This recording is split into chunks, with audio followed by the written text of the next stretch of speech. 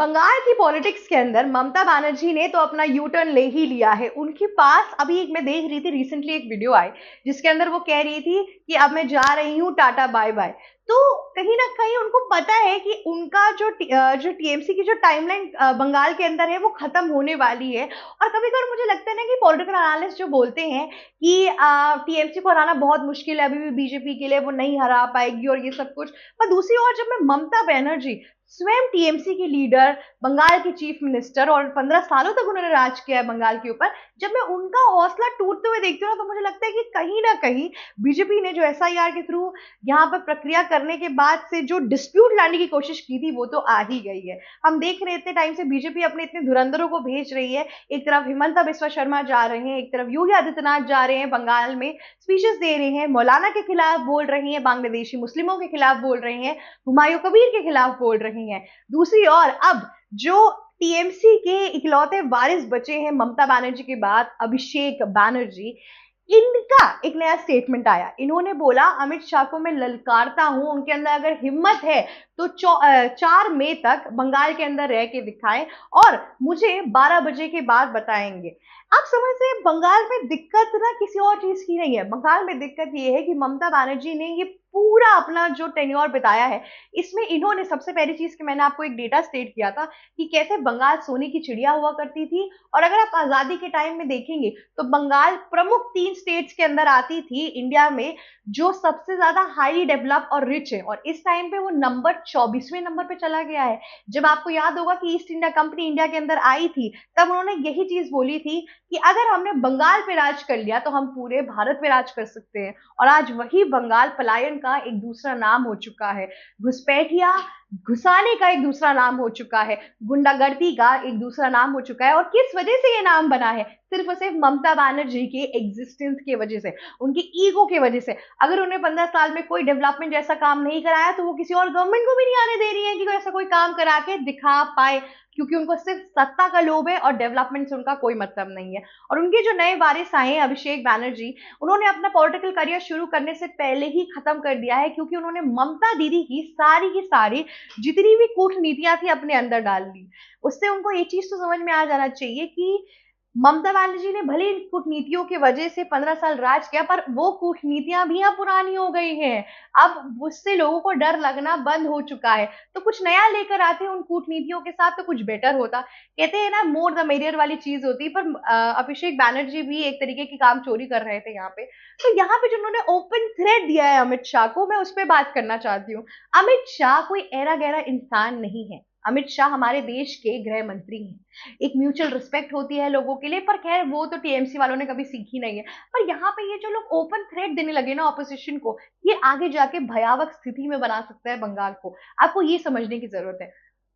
BJP Bengal के अंदर एक ऑपोजिशन का काम कर रही है। बीजेपी ने अभी तक कोई भी वॉलेंट अप्रोच बंगाल के अंदर नहीं लिया है। जिस हिसाब से ममता बनर्जी की अगर मैं टाइमलाइन देखूं पिछले साल से जो अभी तक चली आ रही है, जब से बंगाल इलेक्शन सामने आया है और जब से सबसे पहली बार बिहार इलेक्शन के बाद से दिसंबर के टाइम पर जब आरएसएस ने अपनी पहली नींव डाली थी बंगाल के अंदर, तब से ममता बनर्जी का रिएक्शन से लेकर अब तक ममता बनर्जी का रिएक्शन रहा है, उसके अंदर बास एक डिफरेंस देखने को मिला है। ममता बनर्जी के रहते हुए रेप केसेस हुए हैं जिसके अंदर ममता बनर्जी ने खुद ही बोला है कि लड़की की गलती थी, वो ही घूम रही थी रात के 12-1 बजे तक।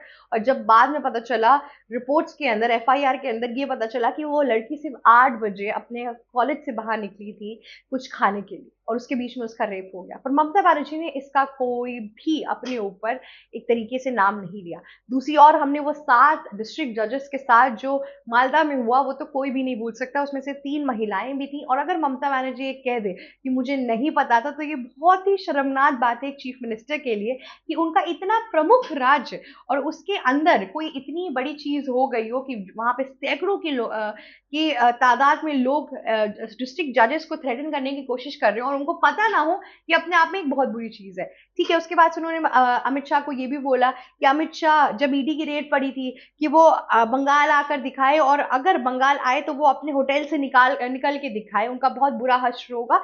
इन लोगों ने time and again Amit Shah को बहुत लाइफ थ्रेटनिंग एक वार्निंग्स दी है और अभिषेक बैनर्जी ने भी सेम चीज करने की कोशिश की है। अब देखिए इलेक्शन ऑलमोस्ट आ चुका है।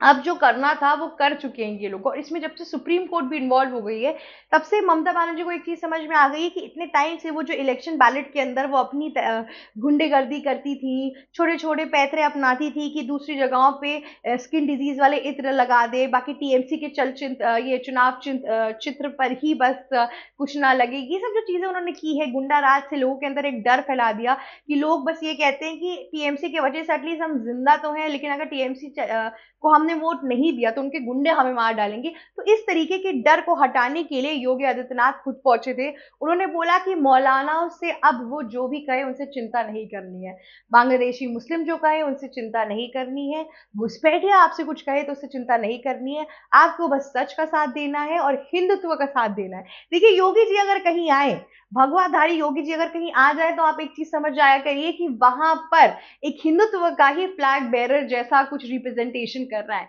आपको क्यों लगता है कि योगी जी को हर इलेक्शन में अब डाला जा रहा है? क्या उनका रिलेशन कुछ बिहार के साथ था? नहीं। क्या उनका रिलेशन कुछ वेस्ट बंगाल के साथ है? नहीं। योगी जी अपने आप में हिंदुत्व का एक ब्रांड एम्बेसडर हो चुके हैं। वो एक तरीके से आरएसएस की एक रिफ्लेक्शन की तरह सामने आते हैं और हर स्टेट में जाके जो बीजेपी का मेजॉरिटी वोटर बैंक है हिंदू, उसको एकत्रित करने की कोशिश करते हैं। योगी जी का ऑल टाइम बिगेस्ट बैंगर जो आज तक रहा है वो ये है कि कौन एससी, कौन ओबीसी, कौन दलित, कौन एसटी, हम सब बस एक है, हम बस एक हिंदू हैं। और इसके बाद से बस खेला पूला पलट जाता है और सिमिलर चीज हमें बंगाल के अंदर देखने को भी मिल रही है। तो खैर, अभिषेक बैनर्जी को जिस हिसाब से भी उनके छटपटाहट के अंदर, मतलब इतना एजुकेटेड इंसान अगर डेवलपमेंट के बारे में बात कर लेता तो बहुत बेटर हो जाता। लेकिन आपने देखा कि बंगाल के पूरे इलेक्शन मैनिफेस्टो में टीएमसी के लीडर्स ने डेवलपमेंट रिलेटेड कोई बात ही नहीं की है। इन लोगों ने या तो एसआईआर के खिलाफ बात की है या तो अमित शाह के खिलाफ बात की है, पर इन लोगों ने इतने टाइम से जो काम किया है, एक भी कॉन्स्टिट्युएंसी में किसी ने भी बोला नहीं है। मऊ मोइत्रा इतनी बड़ी नेता है टीएमसी की, उनकी जो स्पीचेस है पार्लियामेंट के अंदर, उनकी वाहवाही हर जगह होती है, पर उनके इलेक्शन कैंपेन में भी आज तक आपने ढंग से कहीं देखा है कि उन्होंने कोई डेवलपमेंट कराया हो अपनी कॉन्स्टिट्युएंसी के अंदर और उन्होंने वो सामने लाके स्टेट किया है। बंगाल का जो पूरा इस टाइम पे एक माइंडसेट है ना बंगालियों का, वही लोगों ने चेंज कर दिया है। वही मछली, वही दारू, वही कहते ना छत्र छाया, वही फेक आधार कार्ड, इन्हीं सब चीजों पे 15 साल से पूरी गवर्नमेंट चल रही है। इसीलिए वहां पे डेवलपमेंट नाम का कोई भी चीज नहीं मिल रहा है। कभी आपने सोचा था कि यूपी जैसे स्टेट के अंदर जहां पे क्राइम रेट बहुत ज्यादा है, टूरिज्म भी ऐसा कुछ था नहीं, अब वहां पर काशी विश्वनाथ का मैं आपको डेटा बताती हूँ, 2024 या 25 का है, कि वहां पे गोवा से भी ज्यादा लोग विजिट करने लगे हैं। और 1% नहीं, पूरे 2x% अब लोग ज्यादा वाराणसी में जाने वाले हैं। इनफैक्ट अगर आप देखेंगे तो यूपी के अंदर एक पूरा ट्राइंगल बन के सामने आया। अगर कोई वृंदावन जाता है तो वो बनारस जाता है, बनारस जाता है तो अयोध्या जाता है। तो इस चक्कर में कभी हमने सोचा था कि यूपी में इतना अच्छा टूरिज्म सामने आ सकता है? तो यूपी ऐसा स्टेट है जहां पे ऐसा कोई टूरिज्म के लिए चीजें थी भी नहीं। अगर हम कलकत्ता की बात करें या पूरे वेस्ट बंगाल की बात करें, वेस्ट बंगाल के पास क्या नहीं है? समुद्र है, खाना है, कल्चर है, पोइट्री है, आर्ट है।